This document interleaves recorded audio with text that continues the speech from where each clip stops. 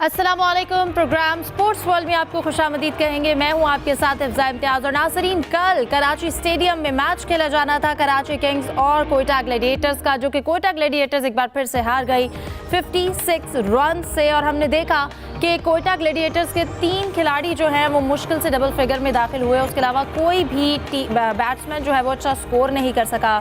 Karachi Kings ने match जीता, लेकिन फिर भी एक खिलाड़ी के अलावा, जेम्स विंस के अलावा, कोई भी बड़ा स्कोर नहीं कर सका। इसके साथ साथ आज मुल्तान सुल्तान्स का मैच खेला जाएगा इस्लामाबाद स्टेडियम में पेशावर ज़ल्मी के साथ। उस मैच पर बात करेंगे। और ICC women's world cup qualifier का आज आखिरी दिन है। तो इन तमाम मौज़ूआत को डिस्कस करने के लिए मेरे साथ स्टूडियोज़ में मौजूद हैं जाहिद मकसूद साहब, यूसुफ अंजुम, और इसके साथ साथ सलीम खालिक हमें ज्वाइन करेंगे। सलीम साहब, आपसे आगाज़ करती हूँ। सबसे पहले हम कल के मैच के ऊपर बात करते हैं। हमने कल देखा कोयटा को काफ़ी मुश्किलात रहीं अपनी बैट्समैन के हवाले से, और कोई भी बैटर जो है वो मुश्किल से 3 खिलाड़ियों के अलावा कोई भी डबल फिगर में भी दाखिल नहीं हो सका।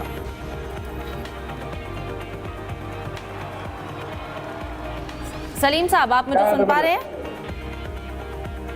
बिल्कुल, मैं आपको सुन पा रहा हूँ। आपको आ रही है मेरी आवाज़? आपको आ रही है गालिबन जी जी। सलीम साहब, आपकी आवाज़ आ रही है, बोलिए। हाँ, मैं कह रहा हूँ सबसे पहले मैं सऊद शकील को सैल्यूट करना चाहता हूँ। जो उन्होंने बैटिंग की, कल 33 रन बनाए, पूरे 20 ओवर वो खेले, ओपनर आए थे। क्या कमाल की उन्होंने नहीं खेली, बताया ऐसा होता है? कोई कौन करता है इस तरह? फिर कहते हैं लोग मैच देखने नहीं आते। जब आप इस तरह से खेलेंगे, कोई इंटेंट तो शो करते हैं। कैप्टन है वो, कहीं चौके लगाते, छक्के लगाते, उस कोशिश में आउट हो जाते तो दुख नहीं होता।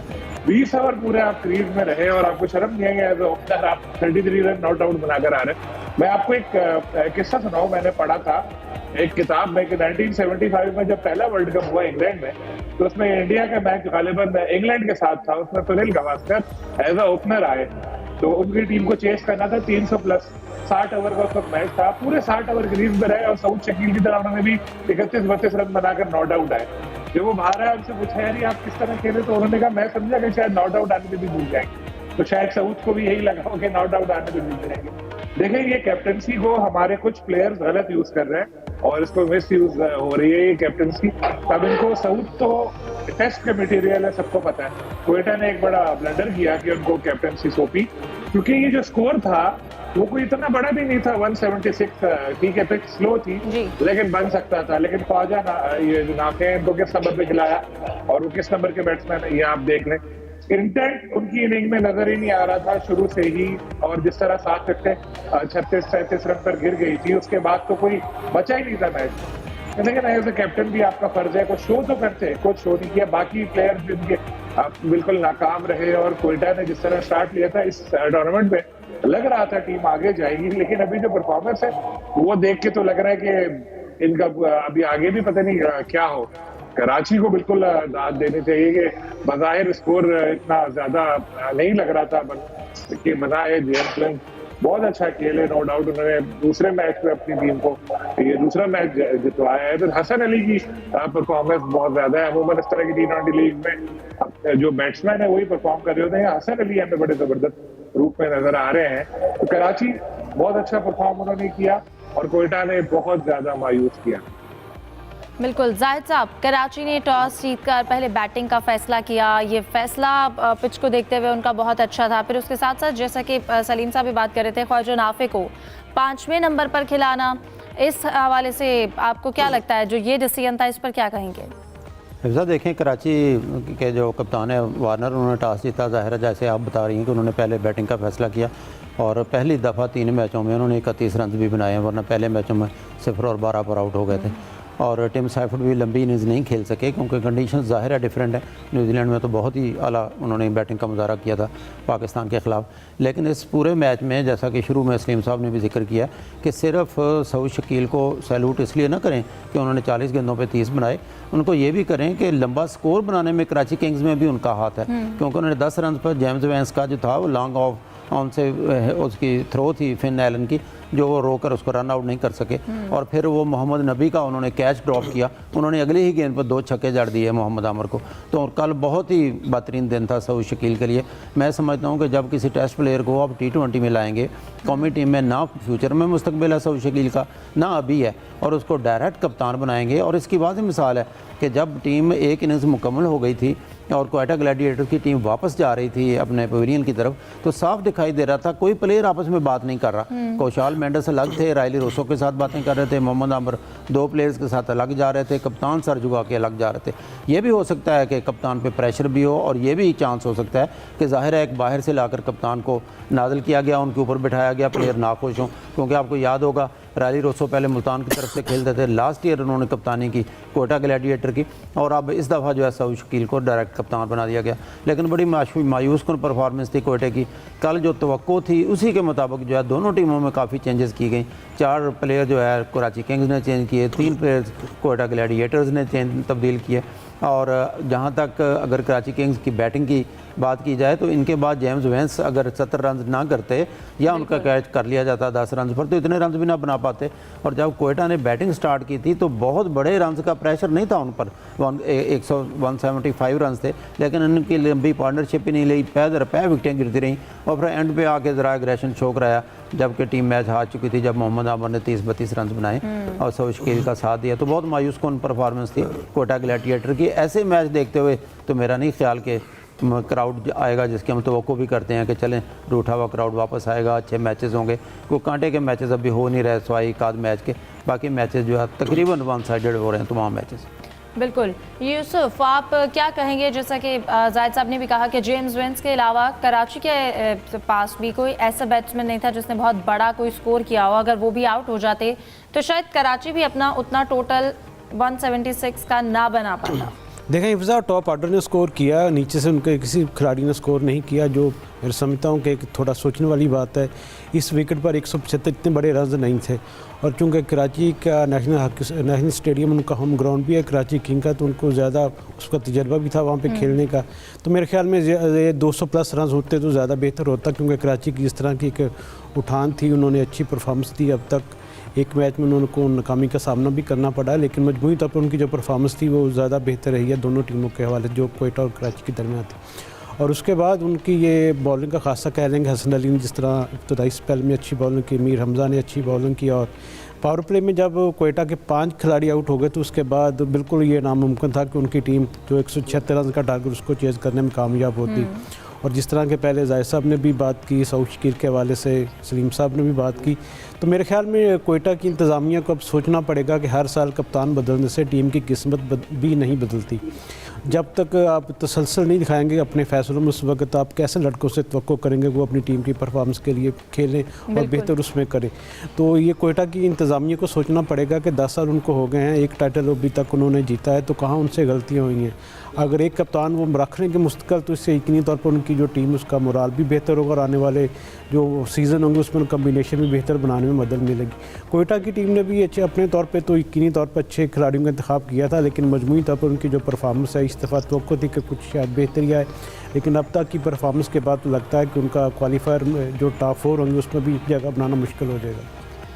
सलीम साहब, आप कहिएगा, हमने कल भी बात की थी कंसिस्टेंसी के हवाले से, प्लेयर की जहां पर हम परफॉर्मेंस के में कंसिस्टेंसी के हवाले से बात करते हैं, उसी तरह जो टीम के फैसले होते हैं, जैसे कि यूसुफ पे जिक्र कर रहे थे कि कप्तान को बार बार बदलना, जब इस तरह की चेंजेस ली जाती हैं तो इस पर यकीनन टीम पे बहुत फ़र्क पड़ता है, जलन होने में एक दूसरे के साथ बहुत मुश्किल होती है।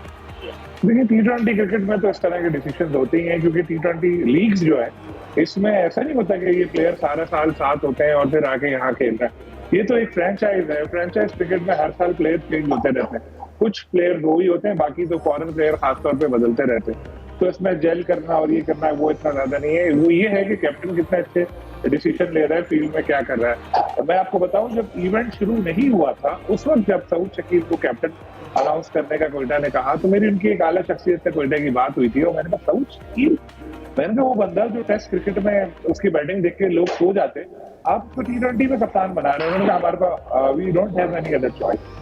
तो मतलब उनके पास शायद ऐसा भी कैप्टनसी मटेरियल कोई था ही। मैं तो अभी भी कहता हूँ कि सरफराज अहमद को उन्होंने रखा हुआ है एज अ टीम डायरेक्टर, चले ठीक है, उसकी परफॉर्मेंस अच्छी नहीं, आप उसको नॉन प्लेइंग कैप्टन खिला दें। आप कहें चलो यार सरफराज है, वो कम से कम उसके पास क्रिकेट का दिमाग तो है, फैसला तो करेगा।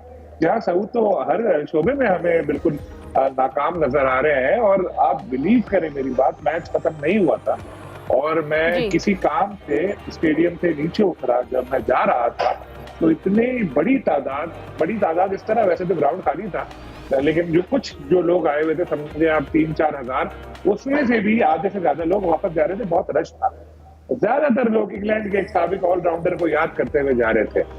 तो जो समझने वाले हैं वो समझ जाएंगे मैं क्या कहना चाह रहा हूँ। तो इतना गुस्सा था लोगों को। तो जब हम बात बिल्कुल करते हैं इसी तरह एक एग्जाम्पल अभी भी, अगर सलीम साहब अगर हम आईपीएल की भी ले लें तो वो भी अपने काफ़ी ऐसे प्लेयर्स, अगर धोनी की भी बात कर ली जाए तो चेन्नई जो है वो उसको यूज़ कर रही है। तो आपको भी इस तरह के कुछ स्टेप्स लेने की ज़रूरत है।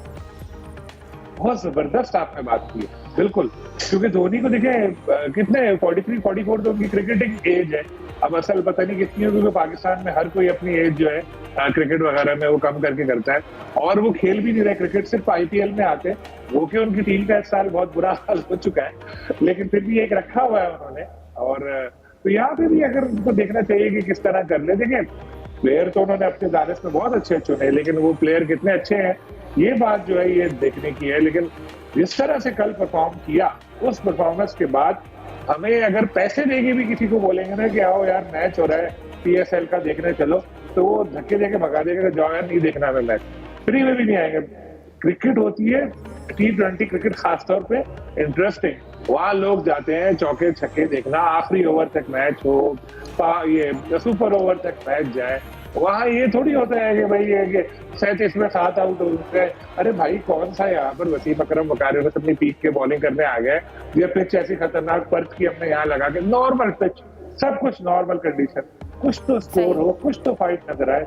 आप देख लें इस पीएसएल में एक ही मैच अच्छा हुआ है जो मुल्तान और कराची किंग्स का था, उसके अलावा सारे मैचेस वन साइडेड है। जब ऐसी क्रिकेट होगी तो कौन देखने आएगा। साथ में एक और बात, चलो पाकिस्तानी प्लेयर तो आउट ऑफ फॉर्म थे, गोरे भी यहाँ आके आउट ऑफ फॉर्म हो जाते हैं। जैसे वार्नर का जिक्र हुआ, साइमंड हमें कितना मार रहे थे, यहाँ देखिए उससे भी नहीं खेला जा रहा। तो ये सारी चीजें मिला के जो हमारा प्रोडक्ट है वो खराब कर रही है। वजह क्या है कि यहाँ पर आकर जो एक इंटरनेशनल प्लेयर्स, जैसे न्यूजीलैंड की अभी सीरीज़ हुई तो टिम साइफर्ट ने बड़ी अच्छी परफॉर्मेंस की, लेकिन यहाँ पर वो उस तरह से परफॉर्म नहीं कर पा रहे हैं। बहरहाल इन सवालों का जवाब भी लेंगे।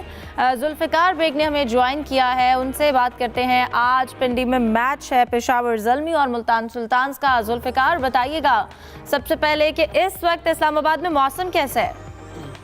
जी डेफिनेटली मौसम का सवाल तो पीएसएल के साथ साथ चलता है। जब पाकिस्तान क्रिकेट बोर्ड, जब मैनेजमेंट जब इसका प्लान तैयार करती है तो पता नहीं दोनों क्या इनके माइंड में होता है कि वेदर को नहीं नोटिस में लाते हैं। तो वेदर डेफिनेटली इंटायरली डिफरेंट है। सुबह भी बड़ी बारिश हुई है यहाँ पे, मॉर्निंग में भी हुई है और अभी भी फोरकास्ट ऐसा है कि किसी भी वक्त फोरकास्ट हो सकता है बारिश का। और जो प्रीवियस मैच हुआ था तो उस दिन भी अच्छी खासी ज़्यादाबारी हुई, तो मैच की वजह से थोड़ी सी डिस्टर्बेंस होती है पिंडी में। पिंडी में क्राउड काफ़ी बड़ी तादाद में आता है। हर प्रोग्राम में भी हम जिक्र करते हैं।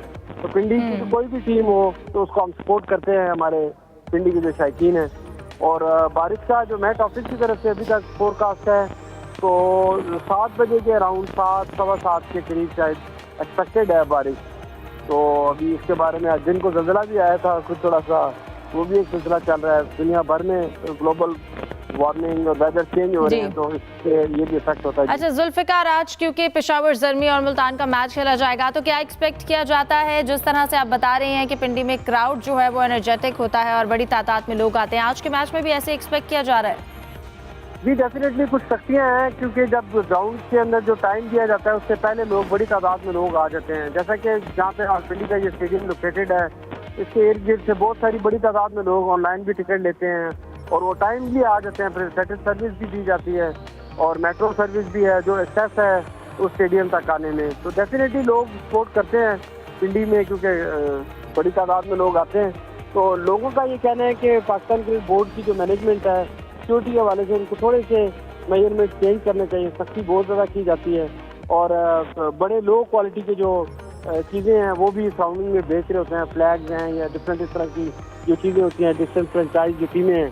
तो इस हवाले से शायकीन का ये कहना है कि जो पाकिस्तान क्रिकेट बोर्ड को चाहिए कि उन फ्रेंचाइज के साथ मिल के हाई क्वालिटी की जो प्रोडक्ट हैं, जो उनके सीनियर्स हैं, उनके शॉप्स बनाई जाएँ, मूवेबल हो, ऑन व्हील शॉप्स हों, जिन पे लोग जहाँ से एंट्री हो रही हो, एंट्री पॉइंट के करीब लोग खरीद सकें। और वो लोग बहुत लो क्वालिटी के फ्लैग्स हैं टीमों के, जी। इस हवाले से लोगों के साथ हैं। जहाँ तक सिक्योरिटी का इशू है वो एक चैलेंज है एक्चुअल, लेकिन जिस तरीके से उनकी तलाशी ली जाती है, चीज़ें उनसे ले ली जाती हैं, फैमिली भी होती है, काफ़ी देर तक वो बैठे रहते हैं और अच्छी खासी लंबी लाइन होती है, तो इसके लिए उनको एंट्री पॉइंट्स भी ज़्यादा बढ़ाने चाहिए और जो एंट्री पॉइंट्स पे उसमें चेकिंग का जो तरीकाकार है उसको आसान करना चाहिए। जी बिल्कुल ठीक है, बहुत शुक्रिया जुल्फ़िकार बेग, आप हमें वहाँ की सूरत हाल के मुतालिक बता रहे थे। डिस्कशन को जारी रखेंगे एक ब्रेक के बाद, हमारे साथ रहिए।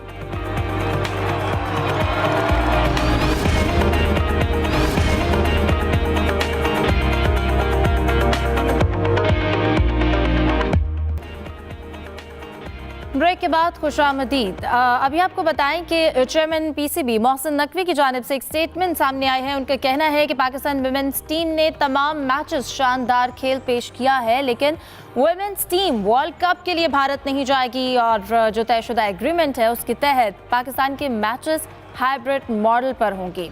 जाहिद साहब, आपकी जानिब आऊँगी। यकीनन उनके इस जो स्टेटमेंट है उस पर हम बात भी करते हैं और एक बार डिटेल से वो सुन भी लेते हैं कि मोहसिन नकवी की जानिब से क्या मौक़िफ़ सामने आया है। बिल्कुल, वेन्यू वो लोग डिसाइड करेंगे जाहिद साहब, लेकिन जो टीम है वो इंडिया नहीं जाएगी क्योंकि चैंपियंस ट्रॉफी की दफ़ा ये चीज़ डिसाइड हो गई थी। देखें, आईसीसी वुमेन्स का क्वालिफाइंग राउंड है वर्ल्ड कप का, वो लाहौर में जारी था, 2 ग्राउंड्स में, LCCA में और कज़ाफ़ी स्टेडियम में, जिसका लास्ट मैच इस वक्त जारी है वेस्ट इंडीज़ और थाईलैंड के दरमियान। इससे पहले पाकिस्तान ने बहुत आउट क्लास परफॉर्मेंस दिखाते हुए बांग्लादेश को भी शिकस्त दे दिया अपने 5वें मैच में और मुसलसल 5 फतवाहत हैं पाकिस्तान की, वर्ल्ड कप के लिए क्वालिफाई कर चुकी है। जो मोहसिन नकवी साहब ने कहा, ये तो चैंपियंस ट्रॉफी से जब इनका मुआहदा तय हुआ उसमें था कि कोई पाकिस्तानी टीम जो है एक ख़ास मुद्दत के लिए 2 या 3 साल तय किया गया कि किसी भी ICC इवेंट के लिए भारत नहीं जाएगी, तो भारतीय टीम तो पहले ही पाकिस्तान नहीं आती। इसलिए जो है कि क्योंकि पाकिस्तानी टीम तो जाएगी नहीं अब वर्ल्ड कप क्वालिफाई के लिए, क्योंकि अब न्यूट्रल वेन्यू पे कहाँ मैच करवाने हैं, श्रीलंका में करवाने हैं या दुबई में करवाने हैं, कहाँ करवाने हैं, इसका फैसला ज़ाहिर है क्योंकि मेज़बानी में, इंडिया की मेज़बानी में होने वर्ल्ड कप का टूर्नामेंट, तो उन्हें नहीं फैसला करना है। और ये एक दफ़ा फिर क्लियर कर दिया चेयरमैन पीसीबी ने कि पाकिस्तानी टीम जो है वो भारत खेलने के लिए नहीं जाएगी। बिल्कुल, और इस मौक़िफ़ पर डटे रहना ये एक अच्छी चीज़ है यूसुफ, क्योंकि हमने देखा चैंपियंस ट्रॉफी में भी हमारे यहाँ जब इवेंट होना था तो इंडिया की जानिब से हर चीज़ पर इशू क्रिएट किया गया, और अब जब एक चीज़ तय हुई है तो यकीनन इंडिया को इस चीज़ पर डिसाइड करना है कि वो वेन्यू क्या होगा मैचेस के लिए, क्योंकि पाकिस्तानी टीम जो है अच्छा परफॉर्म कर चुकी है, वर्ल्ड कप के लिए क्वालिफाई कर गई है। देखें हिफ्ज़ा, बड़े अरसे के बाद और ये शायद हिस्ट्री में पहली दफ़ा है कि पाकिस्तानी टीम ने लगातार 5 ODI मैचेस में शानदार परफॉर्मेंस दी है। पाकिस्तान की टीम का ये अपने होम ग्राउंड में मेरे ख्याल में अब तक का बेहतरीन रिकॉर्ड भी है। और पाकिस्तान की जीत में आलिया जो है रियाज, उन्होंने बहुत शानदार परफॉर्मेंस दी। सिदर अमीन का जिक्र करना चाहिए, मुनीबा अली ने शानदार परफॉर्मेंस दी। आज जो बांग्लादेश के साथ मैच था उसमें पाकिस्तान ने एक तरफा मुकाबले के बाद ही वो कामयाबी हासिल की और पाकिस्तान ने 189 रन का हदफ 3 विकेटों पर हासिल करके ये ICC वुमेन वर्ल्ड कप में अपने आप को नाकाबिल किस्त रखा। इसके बाद पाकिस्तान की टीम क्योंकि पॉइंट्स टेबल पर पहले नंबर पर थी तो उसने क्वालिफाई भी करी। अब दूसरी टीम इसमें कौन सी जाएगी उसमें सभी रन रेट पर फैसला होना है, क्योंकि इस वक्त जो वेस्ट इंडीज़ की टीम की पोजीशन है वो भी थाईलैंड के अगेंस्ट काफ़ी मजबूत दिखाई दे रही है। अब देखना यह कि वेस्ट इंडीज़ की टीम कितने ओवर्स में जो हदफ उनको मिलेगा उसको हासिल करने में कामयाब होती है। बांग्लादेश की टीम भी दुआ कर रही होगी कि वेस्ट इंडीज़ की टीम को ज़रा टफ टाइम मिले ताकि वो क्वालिफाई करने में कामयाब हो। तो इंडिया में अगर बात की जाए तो इंडिया में 2 इवेंट होने, एक एशिया कप भी होना T20 फॉर्मेट का जो मेंस का होगा और उसका जो वेन्यू हो उससे पहले ही डिसाइड हो चुका है कि पाकिस्तान की टीम जो अपने मैचेज़ है वो श्रीलंका में खेलेगी। यकीनी तौर पर दोनों बोर्ड्स के दरमियान ये मामला पहले से तय पा चुके हैं। ICC चैंपियन ट्रॉफी से पहले ये फ्यूजन मॉडल के तहत ही चीज़ें सामने आई थी कि पाकिस्तान की टीम भी अब कोई भी इंडिया में जाकर नहीं खेलेगी। अब चूँकि पहले मरले में हमारी वुमेंस टीम ने वहाँ पर जाना है तो उसके मैचेस का भी फैसला तो नहीं हुआ कि कहाँ पर होंगे, लेकिन यकीनी तौर पर पाकिस्तान टीम के लिए अच्छी बात है कि पाकिस्तान की टीम अब वहाँ जाकर नहीं खेलेगी, न्यूट्रल वेन्यू पर खेलेगी। और हो सकता है कि न्यूट्रल वेन्यू इस दफ़ा दुबई रखा जाए और जिस तरह इंडिया की टीम ने ICC चैंपियन ट्रॉफी के मैचेस वहाँ पर खेले तो पाकिस्तान की टीम और पाकिस्तान क्रिकेट बोर्ड की भी एक ख्वाहिश हो कि हमारे मैचेस भी दुबई में रखे जाए। तो ठीक है, अच्छी बात है। एक बराबर की सतह पर पाकिस्तान क्रिकेट बोर्ड ने यह स्टांस लिया, इस पर अब कब तक कायम रहते हैं 2 या 3 साल, ये तो आने वाला वक्त बताएगा, लेकिन फ़िलहाल पाकिस्तान क्रिकेट बोर्ड का जो स्टांस है वो बेहतर दिखाई दे रहा है। बिल्कुल सलीम साहब, अपना स्टांस जो है उसको रिकॉल एक बार करवा दिया गया है, जो स्टेटमेंट और जो एग्रीमेंट तय हुआ था। लेकिन आपको क्या लगता है, इंडिया को देखते हुए क्या इस बार भी कोई चीज़ स्मूथली होने देंगे, एक एग्रीमेंट खुद तय होने के बाद भी, और वो बगैर कोई इशू क्रिएट किए बगैर कोई एक न्यूट्रल वेन्यू बना लेंगे?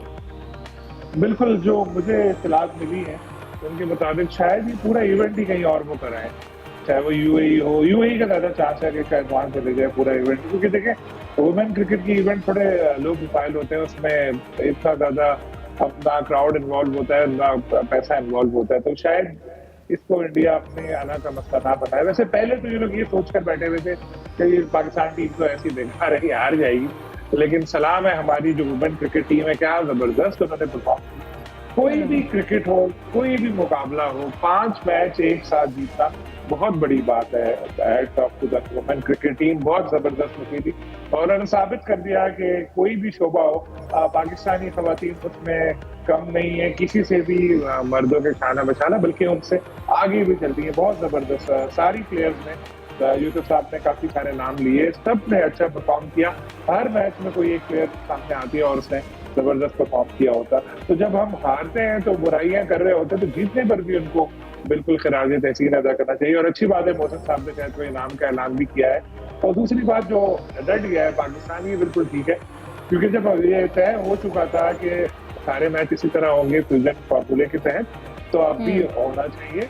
और आगे भी मेरा ख्याल है ये 2-3 साल का कॉन्ट्रैक्ट है, तो सारे मैचेस वैसे ही होंगे। क्योंकि मैं बताऊं, इंडिया में वुमेन टीम भी हो या मेन टीम भी हो, पाकिस्तान की वहां जाकर खेलना इतना आसान नहीं होता, बड़ा हॉस्टाइल कभी कभी वहां पे रवैया होता है। जब ये 2 साल पहले मेंस वर्ल्ड कप हुआ था, तो मैं वहां गया था, मेरे जाने से पहले ज़ैनब अब्बास जो हमारी मारूफ प्रेजेंटर है, तो आपको याद होगा उनके साथ क्या हुआ था, उनकी कोई पुरानी बरसों पुरानी पोस्ट निकाल के किसी ने केस कर दिया, फिर उनको वापस भेजा गया वहां से।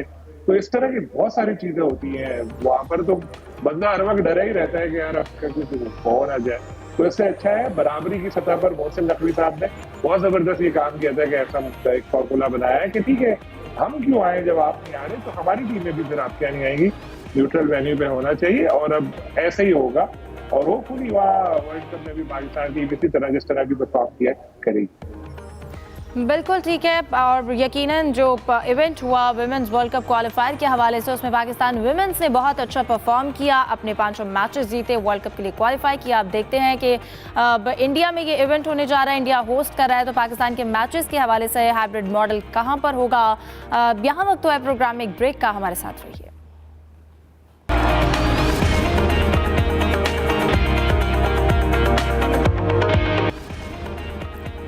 ब्रेक के बाद खुशामदीद। यूसुफ, आपसे जानना चाहूंगी कि जहां पर आईसीसी विमेन वर्ल्ड कप चल रहा है, इसके साथ साथ पीएसएल चल रहा है, तो कबड्डी टूर्नामेंट भी जारी है बाबा गुरु नानक, तो उसके हवाले से जो मुकाबले हैं उनकी क्या अपडेट्स हैं? जी हिफ्ज़ा, 3 रोज़ा ये मुकाबले थे जिसमें ईरान की तब्रेज़ अलायंस की टीम ने हिस्सा लिया, पाकिस्तान ईगल्स के नाम से इसमें पार्टिसिपेट किया पाकिस्तानी खिलाड़ियों ने, और उसके साथ साथ इंडियन जो थी वो टाइगर्स के नाम से उन्होंने हिस्सा लिया।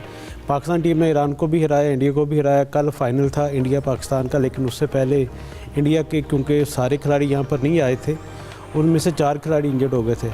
और कवायद ये कहते हैं कि अगर आपकी टीम के 9 खिलाड़ी मुकम्मल फिट नहीं हैं तो फिर आप मैच नहीं खेलेंगे।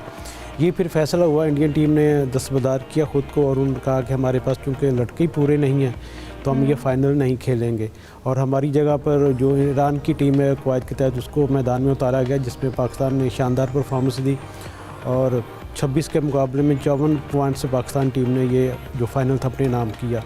ये चूँकि बाबा गुरु नानक के हवाले से था, इंटरनेशनल पहली दफ़ा ये पाकिस्तान में हुआ, इसका मकसद यही था कि जो कबड्डी के हवाले से दोनों मुल्कों के तीनों के तल्लुकात उसमें बेहतरी लाई जाए। और क्योंकि कबड्डी एक सकाफती खेल है पाकिस्तान का, तो उसमें पाकिस्तान की जो परफॉर्मेंस वो भी बहुत शानदार रही है।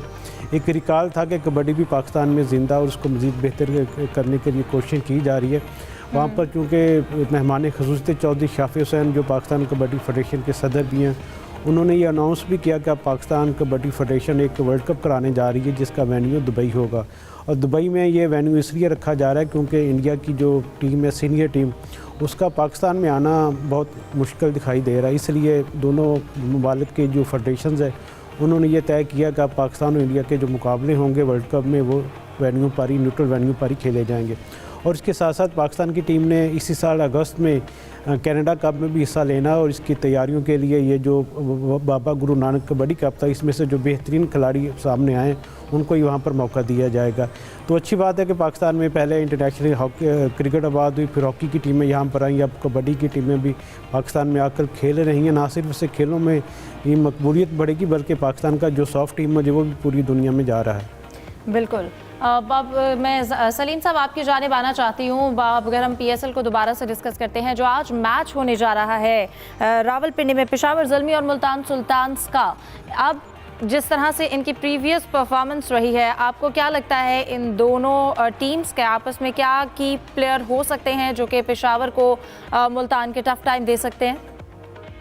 दोनों ही टीमें ऐसी हैं जिनकी परफॉर्मेंस इस इवेंट में काफी खराब रही है और क्रिटिसिज्म ज्यादा उन पे आया है, चाहे बाबर हो या रिजवान हो। ओपनिंग करने पर भी उनके सवाल उठाए जा रहे हैं। लेकिन इस इवेंट को अगर हमें दिलचस्पी में बरकरार रखनी है तो जरूरी है कि मुल्तान और कराची और इस तरह और भी टीमें इस तरह अच्छा परफॉर्म करें, फतवाहत हासिल करें, ताकि आखिर तक इंटरेस्ट जो है बिल्ड रहे। तो होपफुली आज कोई बड़ी इनिंग देखने को मिलेगी। शायद साइम भी कुछ कर जाए, बाबर और रिजवान और जो भी, कुछ ना कुछ तो हो, कोई ऐसा मजा तो है, आखिरी बॉल तक मैच जाए, सुपर ओवर हो जाए, कुछ तो हो कोई। और दोनों टीमों पे प्रेशर भी बहुत है, पहला पॉइंट उनको चाहिए आज। तो होपफुली कुछ ऐसी क्रिकेट होगी कि जो लोगों को भी देखने को मिला है। जाहिद साहब, दोनों ही इस वक्त कह लें कि लास्ट नंबर्स पर हैं। अगर हम पॉइंट्स टेबल की अब तक बात करें तो पेशावर और मुल्तान दोनों लास्ट नंबर पर आ रही हैं। क्या लगता है दोनों टीम्स के साथ क्या मसाइल हैं जो उस तरह से उनकी परफॉर्मेंस नहीं रही? आज के मैच के लिए एक अहम बात तो ये है, जो हमारे रिपोर्टर जो हैं, बड़े सीनियर हमारे स्पोर्ट्स रिपोर्टर हैं, जुल्फ़िकार बेग बता रहे थे कि रावलपिंडी में प्रेडिक्शन है बारिश की, और प्रेडिक्शन भी 7 साढ़े 7 के करीब है। जब टॉस होता है पाकिस्तानी टीम का तो हो सकता है ESL के मैच से पहले या टॉस वक्त पर ना हो सके, ओवर्स कम करने पड़े, क्योंकि आज सुबह भी वहाँ पे काफ़ी बारिश हुई है। तो जहाँ तक दोनों टीमों का तल्लक है, बारिश में ज़ाहिर है पिच का बिहेवियर भी चेंज होएगा। मैं समझता हूँ कि अभी तक जो है एक पिच ऐसी थी कराची में जिसमें हाई स्कोरिंग मैच हुआ, जो कराची किंग्स और मुल्तान सुल्तान्स का था। अगर बैटिंग पिच होगी, लोगों का इंटरेस्ट आएगा, लोग चौके और छक्के देखना चाहते हैं, अच्छी बैटिंग देखना चाहते हैं। कम स्कोर वाले मैचेस में लोगों का इंटरेस्ट ख़त्म हो जाता है। टीमें इस वक्त दोनों एक जैसी हैं। मुल्तान की बैटिंग वैसे देखी जाए इब्तदा में इतनी अच्छी दिखाई नहीं देती, लेकिन उनके टेल एंडर्स हैं, ज़रा लंबी बैटिंग ज़रूर दिखाई देती है। इधर बाबर आजम, साइम, कैडमोर, हारिस, एक अच्छी लाइन कहना चाहिए। दोनों टीमें अभी तक क्लिक नहीं कर रही। फिर दोनों टीमों के बारे में ये कहा जाता है कि बाबर भी वजह है कि मैं ओपनिंग करूंगा। रिजवान पहले अच्छी परफॉर्मेंस दिखाते थे, नो डाउट पहले मैच में उन्होंने सेंचुरी भी की है, लेकिन क्लिक करने की बात है दोनों टीमों की। दोनों टीम में इस वक्त कहना चाहिए अवाम की नज़रें होंगी साइम पर भी, क्योंकि साइम फिटनेस के बाद आए हैं। तो एक मैच तो बहुत अच्छा खेला, 2 मैचों में साइम भी फेल हो गए। इसलिए कहना चाहिए कि बराबर की टीमें हैं, दोनों के लिए ज़रूरी है कि कोई ना कोई मैच, ज़ाहिर अगर मैच होता है तो एक टीम तो खैर इसमें जीतेगी। जीत बहुत ज़रूरी है, क्योंकि जीत से टीम का मोराल भी अप होता है। और जो इंटरनेशनल प्लेयर भी नहीं दिखा रहे परफॉर्मेंस, कैडमोर से काफ़ी तवक्को थी कि वो पेशावर ज़ल्मी के लिए अच्छा खेल सकेंगे। बज़ाहिर अगर कंपैरिजन करें प्लेयर टू प्लेयर तो पेशावर की बॉलिंग इतनी ज़्यादा मजबूत दिखाई नहीं देती।